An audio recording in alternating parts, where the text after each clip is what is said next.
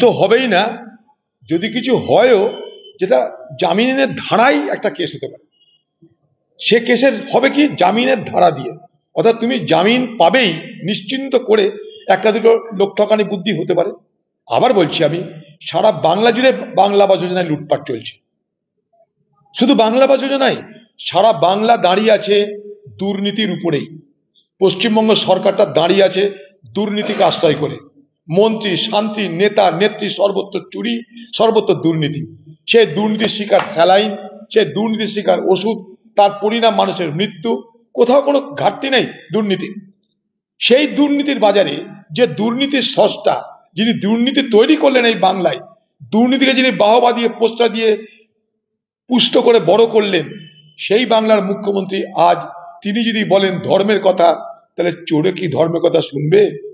চোরে নাহি শোনে ধর্মেরও বাণী। বাংলার মুখ্যমন্ত্রী, আপনাকে এটা আমি খুব স্পষ্ট করে বলতে চাই।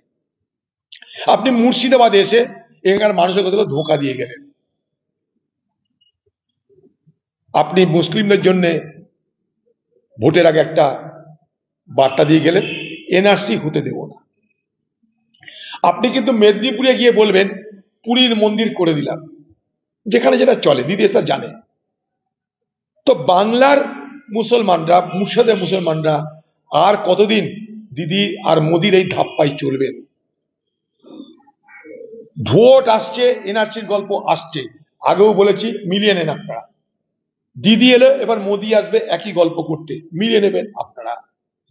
কারণ মোদি এবং দিদির উভয়ে এটা একটা অলিখিত চুক্তি যে তোমরা সাম্প্রদায়িক বাতাবরণকে উত্তেজিত করবে, সাম্প্রদায়িক বিভাজন করবে, আমরা ভোট কাটার ব্যবস্থা করব।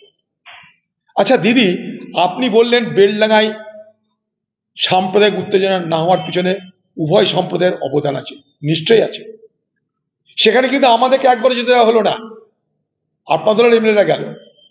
আপনি কি একবারও বলতে পারতেন না যে আমার দলের এমএলএ ভোটের আগে অধীর চৌধুরীকে হারানোর জন্য রামনবমীর জন্মদিনে হিন্দু মুসলমান দাঙ্গা লাগিয়ে তারপরে মুসলমানদের এবং হিন্দুদের মধ্যে বিভাজন তৈরি করার জন্য খোলা টিভিতে খোলা মঞ্চে বলছে মুর্শিদাবাদে 70% মুসলমান 30% হিন্দু, মনে করলে মুসলমান সব হিন্দুকে মেরে ভাসিয়ে দিতে পারে? আপনার কি এ কথাটা মনে ছিল না? সেদিন কি আপনি মদত দেননি এই মুর্শিদাবাদ জেলায় সাম্প্রদায়িক বিভাজনের?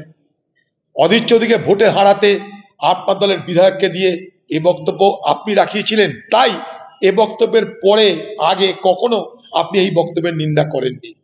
কারণ আপনি নিজে জানেন এ মুর্শিদাবাদ জেলায় সাম্প্রদায়িক বিভাজনের রাজনীতি আপনাকে করতেই হবে। তার জন্য এনআরসির গল্প মনে এসেছে। এই এনআরসি ধুয়ো তুলে আবার মুসলমান সম্প্রদায়কে বুড়বাক বানানোর চেষ্টা করা হবে। মনে রাখবেন, ভারতবর্ষের মুসলমান সম্প্রদায় বাংলার মুসলমান সম্প্রদায়।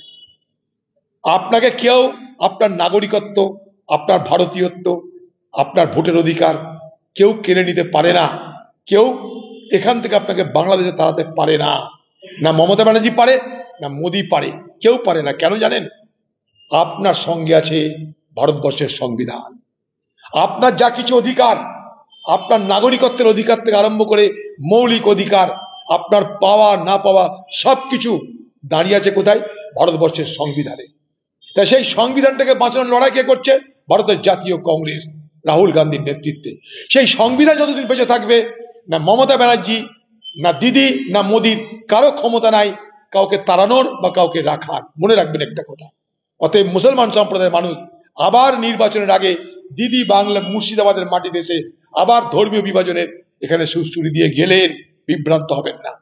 আমার বক্তব্য, পশ্চিমবঙ্গের মুখ্যমন্ত্রী এতটুকু যদি সততা থাকে, মুসলমানদের প্রতি যদি আপনার এতটুকু দরদ থাকে, ভোট ছাড়া, ছোট্ট একটা প্রশ্ন করছি, হিম্মত থাকলে উত্তর দেবেন, সারা ভারতবর্ষে সব থেকে বেশি ওয়াকফ সম্পত্তি কোথায়? পশ্চিমবঙ্গে। সংখ্যা 1,48,200টা।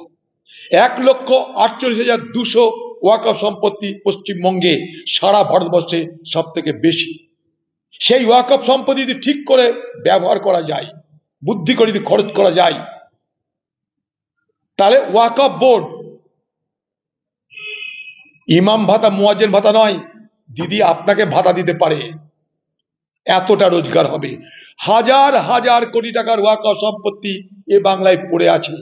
উদাহরণ দিচ্ছি, টালিগঞ্জ ক্লাব, যেখানে সারা পশ্চিমবঙ্গের শিল্প, ফিল্ম ইন্ডাস্ট্রি, সিনেমা শিল্প, সেটার মালিককে ওয়াকফ সম্পত্তি, ওয়াকফ বোর্ড। কত ভাড়া পাই? কয়েকশো টাকা। চলে যান বালিগঞ্জ, এই ক্যালকাটা রয়্যাল গলফ ক্লাব, সম্পত্তি কয়েক হাজার কোটি টাকা, ভাড়া কয়েকশো টাকা। চলে যান বিধানসভা, দাম কয়েক হাজার কোটি, ভাড়া 100 টাকা। সেই বিধানসভায় আপনি গিয়ে ওয়াকফের ওই কথা বলেন, বড় বড় বাতাল বানেন, মুসলমানদের দরদ দেখান, মুসলমানদের কুমিরের কান্না কাঁদেন।